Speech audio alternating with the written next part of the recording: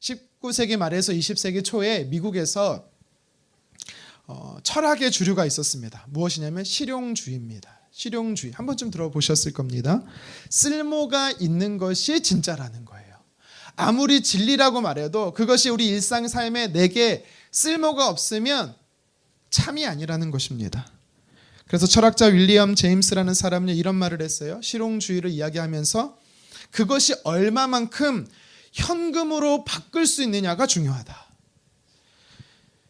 현금의 가치가 되는 것이 우리 삶에 유용하다라는 거지요. 그것이 진리라 하더라도 인간의 욕구와 소망을 채워주지 못하면 쓸모없는 가치가 된다라는 거죠. 인간 생활에 좀 더 나은 생활을 누리려면 가치 있는 것을 추구하라. 그래서 어떻게 보면 실용주의가요, 우리의 삶을 좀 윤택하게 질을 향상시키는 긍정적 면도 주었습니다. 그런데 이 실용주의가요, 교회 안에 들어오게 되면서 반작용, 부작용도 생겼습니다. 그것이 혹시 무엇인지 아십니까? 그리스도인의 야성을 잃어버리게 한 것입니다. 초대교회 성도들을 향해서요, 그리스도인이라 부르던 칭호가 있습니다. 호칭이 있어요. 여전히 수천 년이 흘렀지만 우리도 그리스도인이라는 말을 쓰고 있습니다. 그렇죠? 여러분, 근데 이 그리스도인이라는 단어의 뜻이 뭔지 아세요? 누구에게 그리스도인이라고 말하는지 아세요?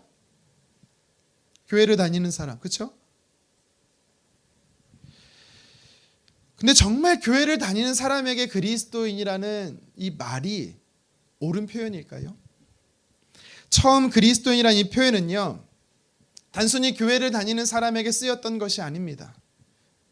예수님의 가르침을 따르려고 하는 사람들, 예수님이 가신 길을 걷는 사람들을 그리스도인이라고 불렀습니다. 그런데 지금은 어떻습니까? 그리스도인 하면 당신의 종교가 뭐예요? 저는 기독교입니다. 내지는 조금 더 아시는 분은 개신교입니다 라고 말씀하시면 당신 그리스도인이군요, 이렇게 말하죠. 그렇죠? 총칭해서 쓰는 단어가 되어버렸습니다. 그런데요, 이 실용주의가 우리 교회 안에 들어오게 되면서요, 어떤 부작용이 생겼냐면 내가 따르고 싶고 하고 싶고 취사 선택할 수 있는 신앙생활로 바뀌어간다라는 것입니다. 그러다 보니까 그리스도인임에도 불구하고 조금 불편하고 힘들거나 어려운 것에는요, 헌신하려고 하지 않는다라는 겁니다. 제가 대학생 때 선교단체에서 주님을 인격적으로 뜨겁게 만났습니다. 물론 모태신앙이긴 했지만 수련회를 많이 참석했어요. 매년 참석했습니다. 울기도 엄청 울었어요.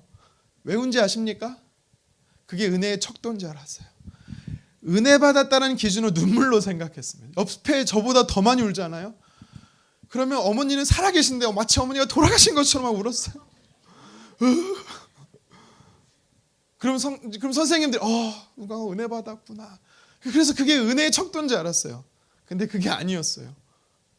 내가 정말 주님을 사랑하는 것, 내가 주님을 정말 따라가는 것, 이것이 주님 기뻐하는 삶이구나라는 것을요, 인격적인 교제를 통해 깨달았어요. 그래서 제 삶이 바뀌는 거예요. 주를 위해 살고 싶은 거예요. 주를 위해 헌신하고 싶어지는 겁니다. 그래서 제가 이제 신학교로 들어가고 첫 사역을 시작했을 때 대학생들을 상대했어요. 여기 계신 분 중에 한 분이 그때 계신 분인데, 제가 엄청난 설교를 했습니다. 전도사 딱 돼서 엄청난 불의 설교를 했습니다. 정죄하고 판단하는 설교를 했어요. 딱 이러 살면 천국 갈 수 있을 것 같아요. 막 이렇게 설교했어요. 왜 그랬는지 모르겠습니다. 저는 뿌듯하게 내려왔어요. 잘했다. 네, 선임 목사님 바로 저를 부르는 겁니다. 전도사님, 그렇게 하면 안 돼요.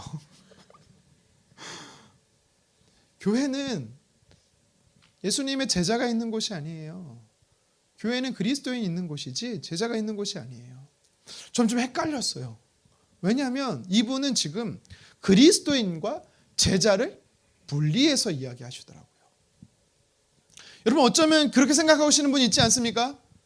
교회를 다니면, 성도가 되면 나는 그리스도인이라 말하고 어느 정도 신앙이 성숙하게 되면 제자가 되겠지, 단계로 생각하시는 분 혹시 있지 않으세요? 여러분, 사실 근데요, 처음 초대교회 당시에 그리스도인이라고 칭할 때 나는 그래 그리스도인이라고 말할 때는요, 어떤 의미가 담겨져 있는지 아십니까? 이제 나는 예수님처럼 순교의 길을 가겠다라고 결단한 사람들이 그리스도인이었습니다. 여러분, 다시 말하면 그리스도인, 쉽게 그리스도인이라고 말하는 것이 아니라 예수님의 제자로 사는 사람이 그리스도인이 되는 것입니다.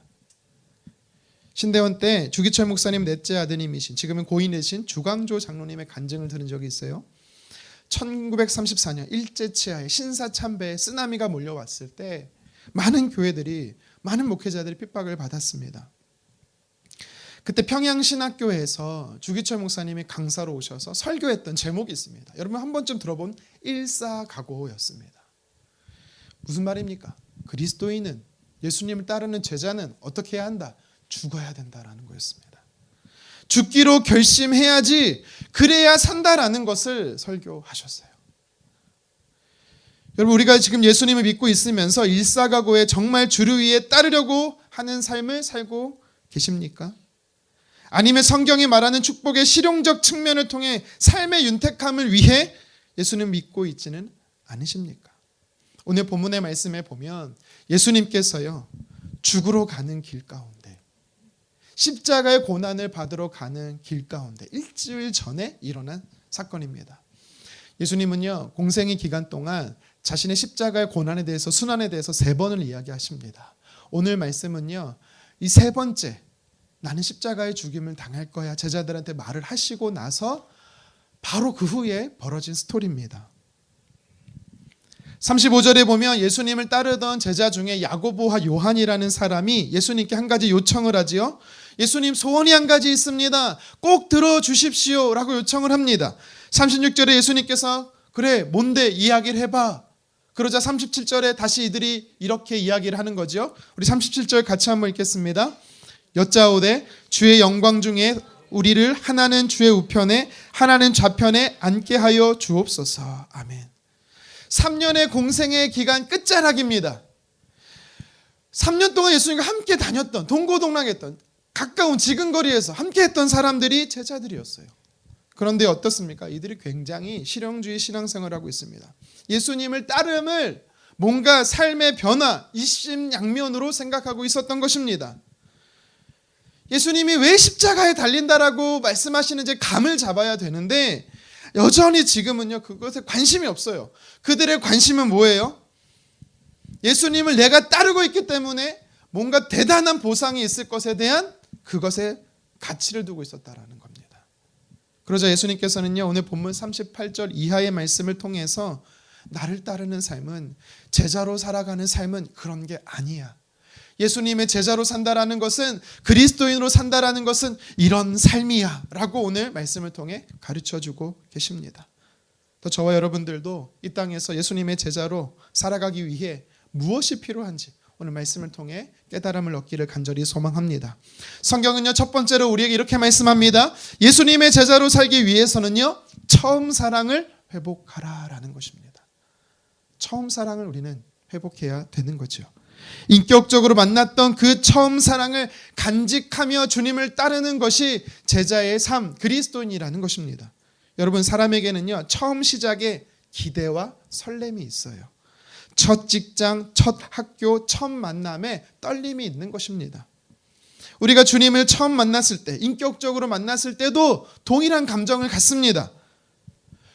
그리고 더 성숙의 자리로 나아가면 좋은데 문제는 뭐냐면 그렇지 않다라는 거예요.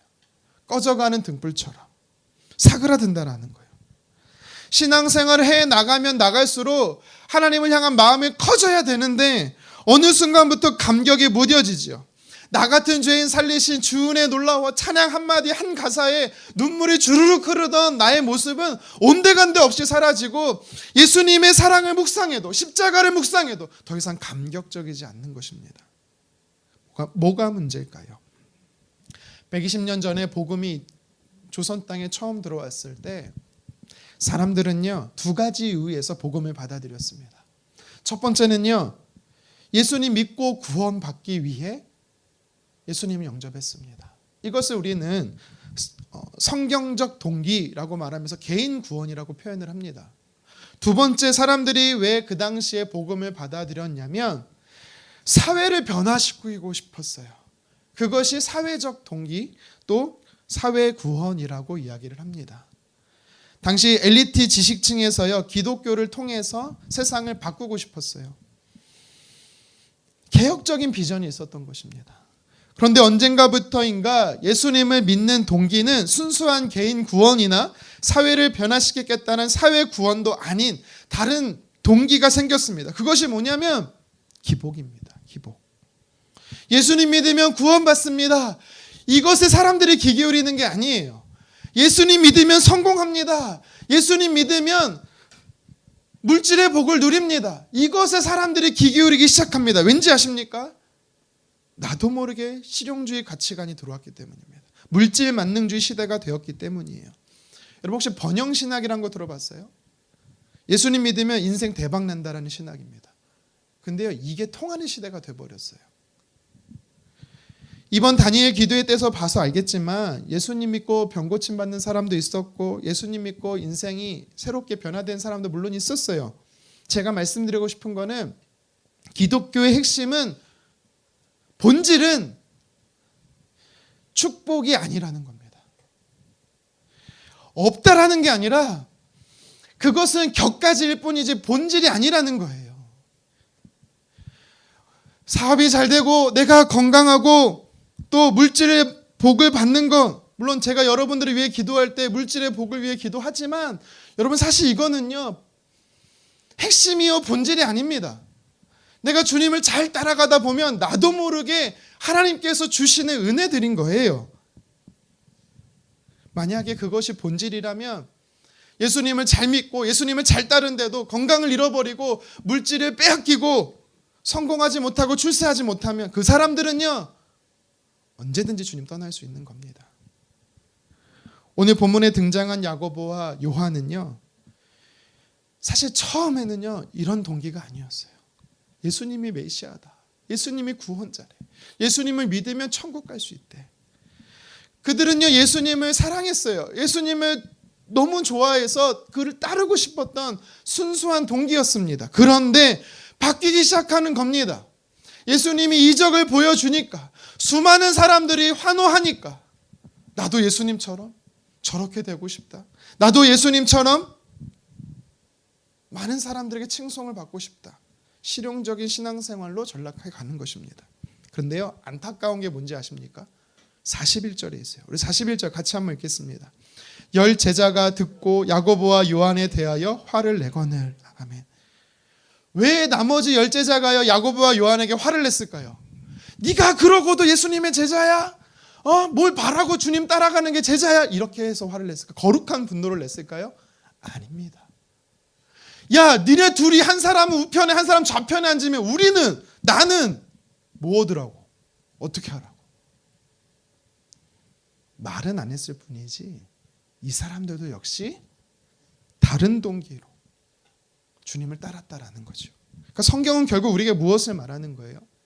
주님을 제자로 나는 주님의 제자입니다라고 말하고 있음에도 불구하고 세속적 영광을 추구하며 주님을 따라가고 있었다라는 사실입니다.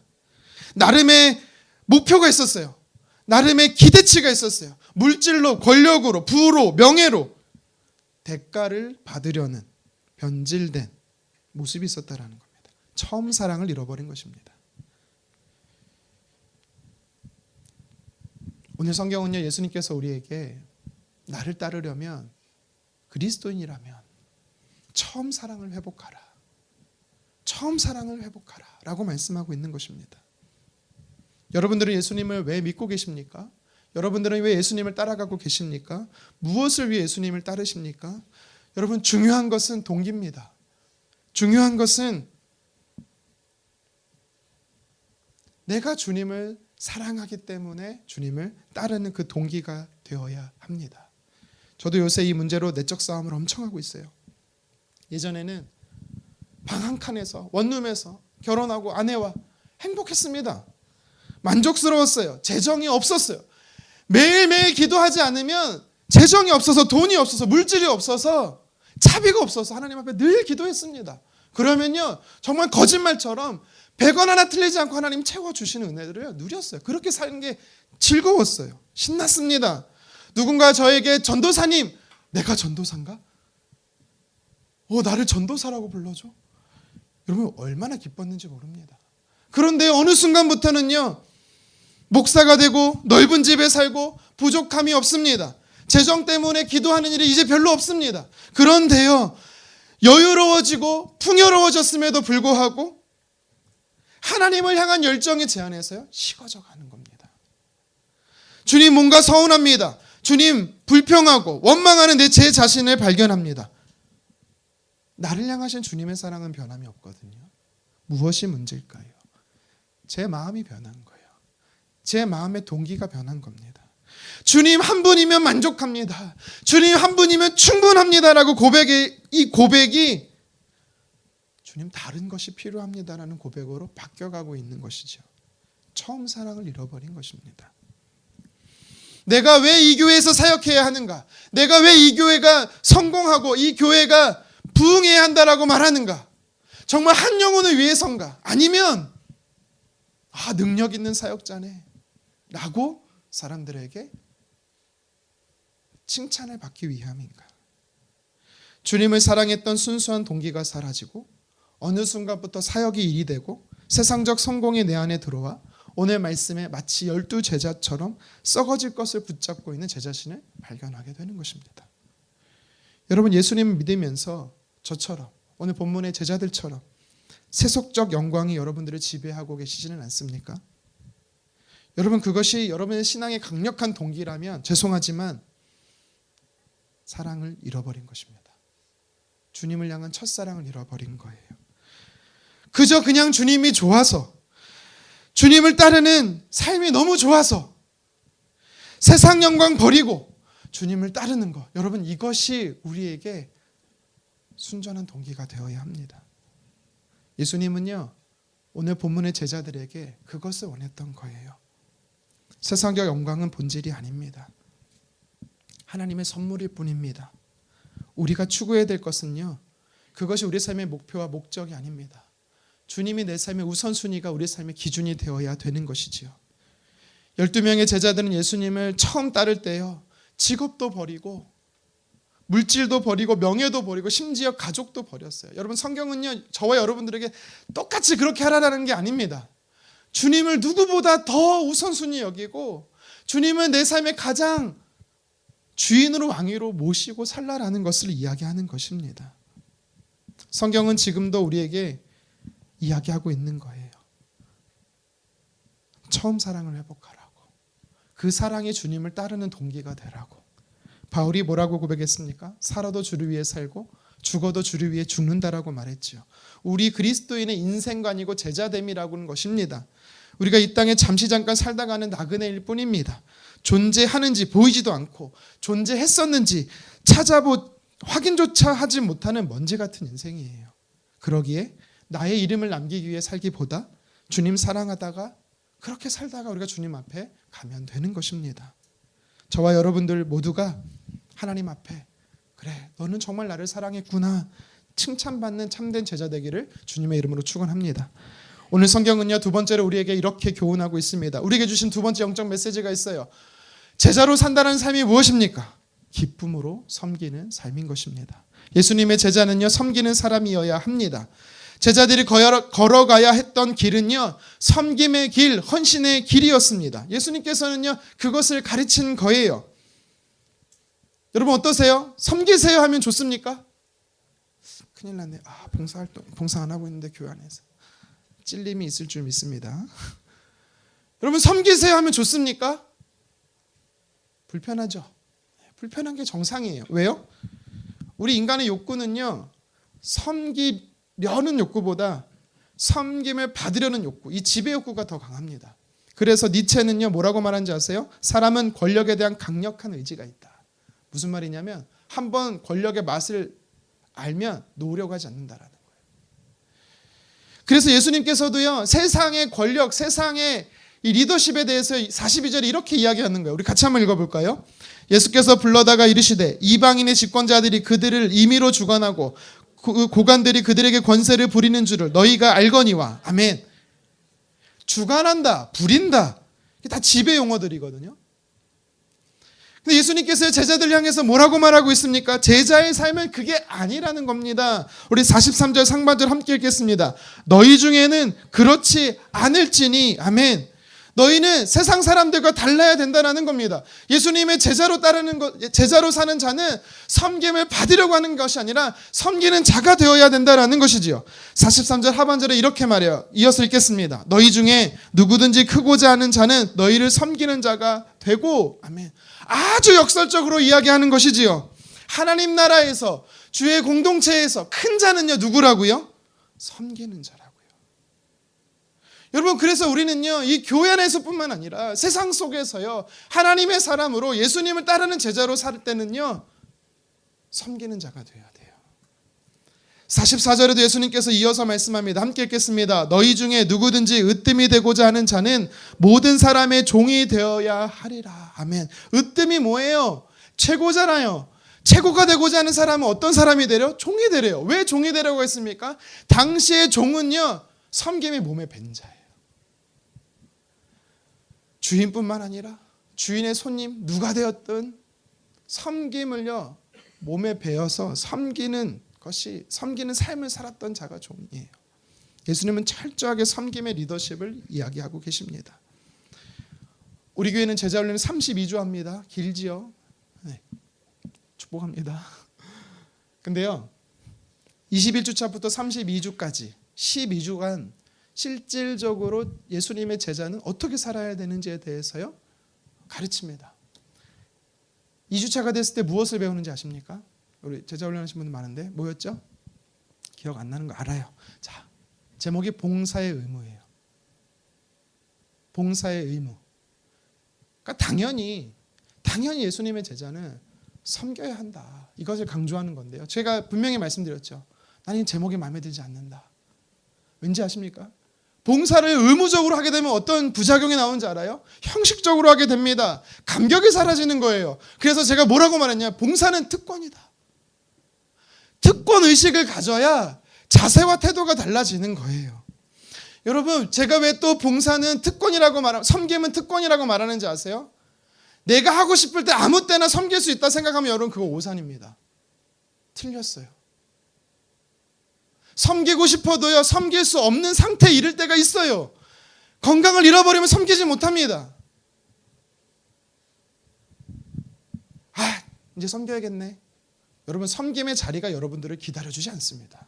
그래서 섬김은 특권인 거예요. 누군가 여러분들에게 집사님, 권사님, 성도님 섬겨주세요. 불러주고 찾아주고 요청할 때가 좋은 거예요. 여러분, 그때가 감사하고 저 같은 부족한 자를 섬김의 자리에 초청해 주셔서 감사합니다. 여러분, 기쁨으로 받아야 되는 겁니다. 예수님께서는 이것을 말씀하는 거예요. 섬김의 자세로 따르라는 겁니다. 예수님을 따르면서 자기 충족, 자기 만족, 자신을 높이려고 따르지 말고 자신을 낮추고 섬기는 자가 되라고 예수님 가르치는 것입니다. 사랑하는 성도 여러분, 왜 하나님께서 우리를 한 공동체로 불러주신지 아십니까? 왜 내 옆 사람은 내 옆에 주신지 아십니까? 그 사람과 다투고 싸우고 미워하라고 하시는 게 아니에요. 그 사람을 예수님의 마음으로 섬기라는 것입니다. 그래서 주신 거예요. 보내신 거예요. 예수님의 제자는 기쁨으로 섬기는 자예요.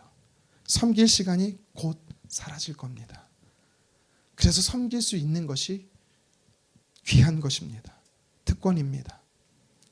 그때 섬길 걸 후회하지 마시고 지금도 늦지 않았습니다. 네, 여러분 초청합니다. 여러분 섬김을 기쁨으로 그리고 주님을 따르는 예수님의 제자 되기를 주님의 이름으로 축원합니다. 한 가지만 더 살펴보겠습니다.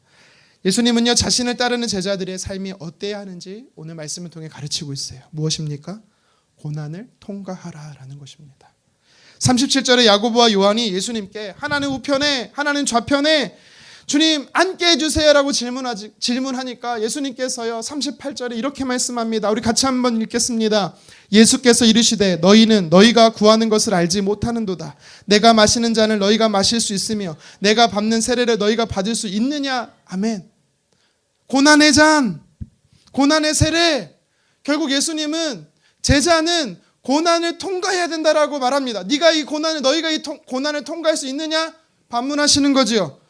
그것이 뭔지도 모르고 두 사람이 뭐라고 말해요? 네, 할 수 있습니다. 그러자 예수님께서요 이렇게 말씀하는 거예요. 우리 같이 한번 39절 하반절 말씀 읽겠습니다.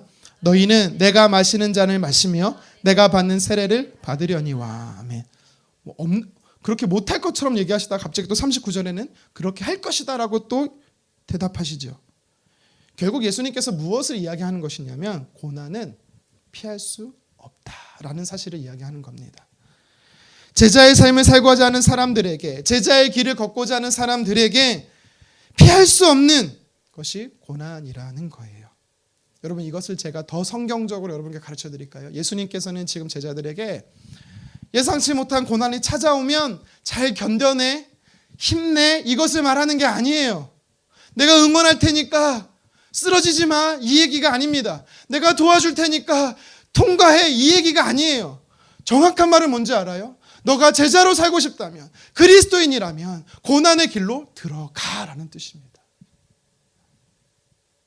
예수님을 믿고 따르는 삶은요, 넓고 좋은 길이 아닙니다. 빠른 길이 아닙니다. 좁고 어둡고 힘든 길이에요. 때로는 돌아가는 길입니다. 그런데 왜 예수님이 고난 없이는 예수님을 따라갈 수 없다라고 말씀한지 아세요? 운동선수가요, 열심히 훈련하죠. 그러면 어떻습니까? 온몸이 땀으로 흠뻑 젖죠. 너무나 자연스러운 거죠. 그렇죠? 예수님의 제자로 살고 싶다면 너무나 자연스러운 현상이 뭐냐면, 생리 현상이 뭐냐면 고난을 통과한다라는 것입니다. 여러분 어떠세요? 고난을 감수하고 주님 따르겠습니까? 아멘, 할렐루야. 솔직히 힘들지 않아요. 어렵습니다. 근데 너무 감사한 것은 주님은 우리에게 고난만 주시는 게 아니라는 겁니다. 40절에 주님이 뭐라고 말씀하십니까? 우리가 후에 받을 영광이 있다라는 거예요. 함께 읽도록 하겠습니다. 내 좌우편에 앉는 것을 내가 줄 것이 아니라 누구를 위하여 준비되었든지 그들이 얻을 것이니라. 아멘. 우리가 고난을 통과하면 하나님께서 보상하시는 영광이 있다라는 사실입니다. 이 땅의 영광일 수 있고요, 아니면 이 땅에서 누릴 수는 없지만 저 천국에서 얻게 될 상급까지 포함하고 있는 것입니다. 그렇습니다. 초대교회 성도들이 내가 순교자가 되겠다, 내가 그리스도인이 되어서 예수님을 따르겠다라고 고백할 수 있었던 이유가 뭐냐면 고난만 본 게 아니라요, 영광을 보았기 때문입니다. 그 영광을 믿음으로 바라보고 통과했던 것입니다. 예수님도 그랬습니다. 예수님도 부활의 영광을 보고 십자가의 고난의 길을 통과하신 것입니다. 바울도 동일하게 고백해요. 로마서 8장 18절 함께 읽겠습니다. 생각하건대 현재의 고난은 장차 우리에게 나타난 영광과 비교할 수 없도다. 아멘. 그렇습니다. 영광을 바라볼 때 고난을 통과할 수 있는 거예요. 제가 서두에 주기철 목사님 이야기를 말씀을 드렸었는데 한 가지 더 드릴게요. 이분이 감옥에 갇혀서 순교하기 직전에 한 번 풀려난 적이 있어요. 일본 경찰의 시험이었습니다. 이 정도로 모지게 고난을 했으면 교회 가지 않겠지, 예수님을 부정하겠지. 그래서 밖으로 보냈어요. 예수 믿는 목사, 예수 믿는 사람들이 얼마나 고통스러운지 다른 성도들에게 보여주고 싶었던 거예요. 그런데요, 1939년 2월 5일 주일이에요. 또 하필 그날이 입춘이었습니다. 그날 엉망진창이 된 몸으로 풀려난 주기철 목사님은 자신이 심우하던 평양 산정현 교회로 바로 갔습니다. 그리고 그 엉망진창된 모습으로 단상에 서서 설교를 하셨습니다. 교회 성도들만 있었던 것이 아니라 일본 형사들이 감시하고 있었어요. 그런데도 설교를 했습니다. 이때 남긴 이 땅의 마지막 설교가 있어요. 제목이 이겁니다. 5종목의 나의 기원. 좀 어렵죠? 5가지 종류의 나의 기도라는 것입니다. 자신의 기도 제목을 설교로 대신했던 거예요. 마지막 설교로 대신했습니다. 첫째, 죽음의 권세를 이기게 하옵소서. 주기철 목사님은 앞으로 다가올 죽음을 보고 있었어요. 두 번째, 장기간의 고난을 견디게 하옵소서. 감옥으로 돌아가 고난을 견딜 각오가 되어 있었어요. 그런데 목사님은요, 단기간의 고난은 견딜 수 있겠는데 이것이 길어지면 자기도 사람인지라 견딜 수 있을지 어려웠습니다. 그래서 성도들에게 기도를 부탁하는 것이었습니다. 세 번째, 나의 노모와 처자와 나의 사랑하는 교우들을 주님이 돌봐 주십시오. 네 번째, 의에 살고 의에 죽게 하옵소서. 마지막 다섯 번째, 내 영혼을 주께 부탁하나이다. 이렇게 다섯 가지의 기도 제목을 성도들 앞에 고백하고 주기철 목사님은 돌아올 수 없는 길을 터벅터벅 걸어가셨습니다. 주기철 목사님이니까 가능하지 라고 여러분 혹시 생각하십니까?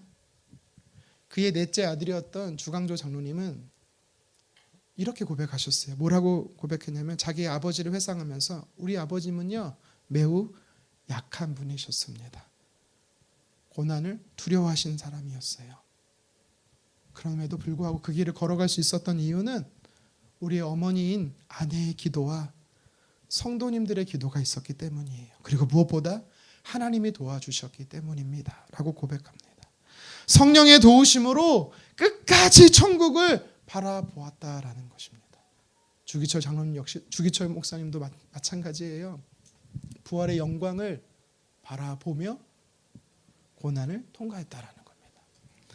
성경에 보면요, 창세기에 나오는 아담부터 시작해서요, 계시록 마지막 성경에 이 사도 요한에 이르기까지 참 많은 사람이 나옵니다. 2197명이 등장한대요. 한 사람이 여러 이름을 쓰는 사람까지 다 정리해보면 2618명이 등장한다라고 말해요. 여러분, 이렇게 많은 사람들 중에 여러분들이 기억하는 사람 생각해 보십시오. 믿음의 계보에 오르는 사람 특징이 뭡니까? 공통점이 뭡니까? 모두 다 고난을 통과했다라는 겁니다. 고난이 없었던 사람은 단 한 사람도 없었다라는 겁니다. 베드로전서 4장 12절과 13절에 베드로가 뭐라고 말합니까? 내게 고난이 찾아오는 것을 불시험이 오는 것을 전혀 이상하게 여기지 말라라고 이야기를 하죠. 왜입니까? 곧 주의 영광이 찾아올 거기 때문에. 곧 주의 영광이 내게 선물로 다가올 거기 때문에 이상히 여기지 말라라고 말합니다. 그래서요, 베드로는 뭐라고 말하는 겁니까? 고난은 하나님의 영광의 예고편이라는 것입니다. 고난에는요, 비밀이 있다, 숨겨진 비밀이 있다라는 거예요. 하나님께서는 우리에게 단순한 고통을 주기 원하는 것이 아니라 하나님이 우리의 삶을 비적하는 방식이 고난인 거죠. 오늘 본문에 나타난 두 제자 야고보와 요한은요, 오늘 본문의 예수님의 말씀을 듣고 나중엔 변해요. 이들이 어떻게 변합니까?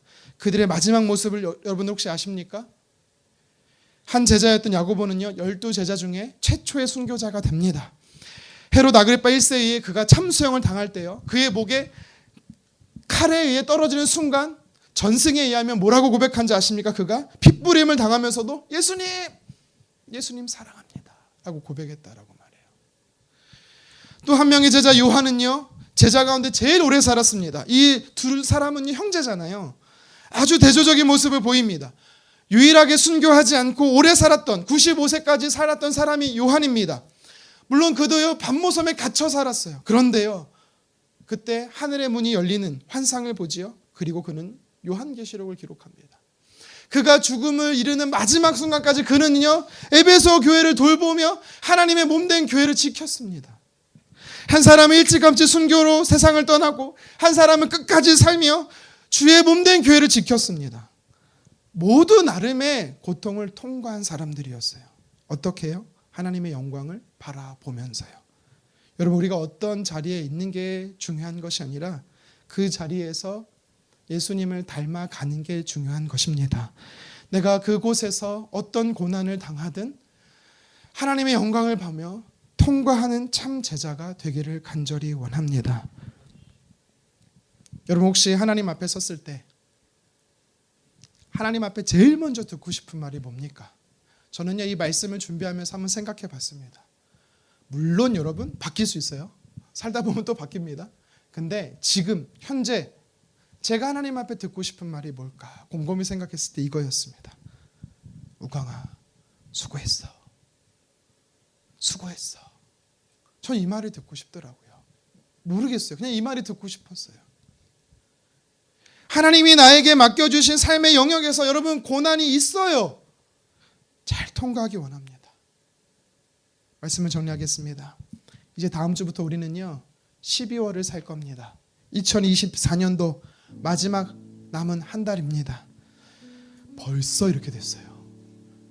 여러분 한 해를 시작하면서 어떤 마음으로 시작하셨습니까? 혹시 오늘 본문에 나오는 야고보와 요한처럼 제자들처럼 나는 그리스도인이야, 난 예수님의 제자야 라고 하면서도 예수님의 우편에 예수님의 좌편에 서고자 하는 잘못된 동기의 실용적인 모습을 가지고 세속적인 마음으로 주님 따르고 계시지는 않습니까? 여러분 처음 예수님 믿는 거 쉬울 수 있습니다. 일주일에 1시간 내서 교회 가는 것 어렵지 않을 수 있어요. 그런데 그리스도인이 된다라는 것, 예수님의 제자가 되는 건 결코 쉽지 않습니다. 왠지 아십니까? 체질을 바꿔야 되기 때문이에요. 세상적 체질에서 예수님의 체질로 바꿔야 되거든요. 익숙함을 버려야 되거든요. 세상의 요구와 다른 변화를 성경은 우리에게 요구하고 있기 때문입니다. 오늘 말씀은 예수님의 제자로 살아가기 원하는 저와 여러분들을 향해 3가지를 기억하라, 너의 삶에 반드시 적용하며 살아내라 라고 도전하고 있습니다. 첫 번째가 무엇입니까? 처음 사랑을 회복하라 라는 것입니다. 내가 예수님을 만났던 그 따뜻한 시간, 감격적인 시간, 그 시간을 회복하라 라는 것이에요. 현실에서의 건강도 물질도 성공도 그것이 내가 주님을 따르는 목적이 될 수 없다라는 사실입니다. 그것은 우리에게 주시는 선물이고 은혜일 뿐이지 목적이 아니에요. 지금뿐만 아니라 항상 주님 앞에 설 때까지 예수님이 내 삶의 이유요, 예수님이 내 삶의 목적이요, 예수님이 내 삶의 주인이요, 왕이 되기를 주님의 이름으로 축원합니다. 이 땅에서 우리가 예수님의 제자로 살아가기 위해서는요, 기쁨으로 섬겨야 합니다. 예수님께서 왜 하늘 보좌를 버리고 이 땅에 오셨습니까? 저와 여러분들을 섬기시기 위해서예요. 당시 종들이 하는 사람들의 발을, 예수님이 제자들의 발을 왜 씻기셨습니까? 섬기시기 위해서입니다. 그리스도인은, 예수님을 따르는 삶의 방식은 섬기는 것입니다. 이것이 제자입니다. 여러분들 섬김에 앞장서기를 간절히 원합니다. 마지막 3번째는 우리가 기억하고 따라야 할 제자의 삶은 무엇입니까? 고난을 통과하는 것입니다. 고난이 우리 삶에 없으면 정말 좋겠죠. 하지만 성경은요, 없다라고 말하지 않습니다. 있다라고 말합니다. 하지만 예수님의 제자는 고난에 절망하는 자들이 아니라 고난을 통과하는 자들입니다. 내 죄가 아님에도 불구하고 고난이 찾아온다라고 성경은 말해요. 그것이 지극히 정상이라는 것입니다. 근데 하나님은요, 고난을 우리의 삶에 허용할 때 입구만 허용하는 것이 아니라 출구도 허용하는 것입니다. 통과하라고 하는 겁니다. 그 시간을 통과해서 영적으로 성장하라고, 예수님의 제자가 되라고 말씀하는 것입니다. 여러분, 그래서 오늘부터 기도하실 때 주님 고난을 없애주세요라고 기도하지 마시고 고난을 속히 통과할 수 있도록, 고난을 잘 통과하는 예수님 닮은 제자가 되도록 기도하십시오. 당시 제자들을, 자기를 따르던 제자들을 향해 이 3가지를 말씀하셨던 예수님은 오늘 예수님을 따르기 원하는 여러분에게, 제자가 되기 원하는 여러분들에게도 동일하게 말씀하는 것입니다. 그래서 저와 여러분들이 예수님의 제자로 살기로 다짐하되 처음 사랑을 회복하고 섬김의 기쁨을 가지고 주의 영광을 바라보며 고난에 동참하는 예수님의 참 제자 되기를 주님의 이름으로 축원합니다.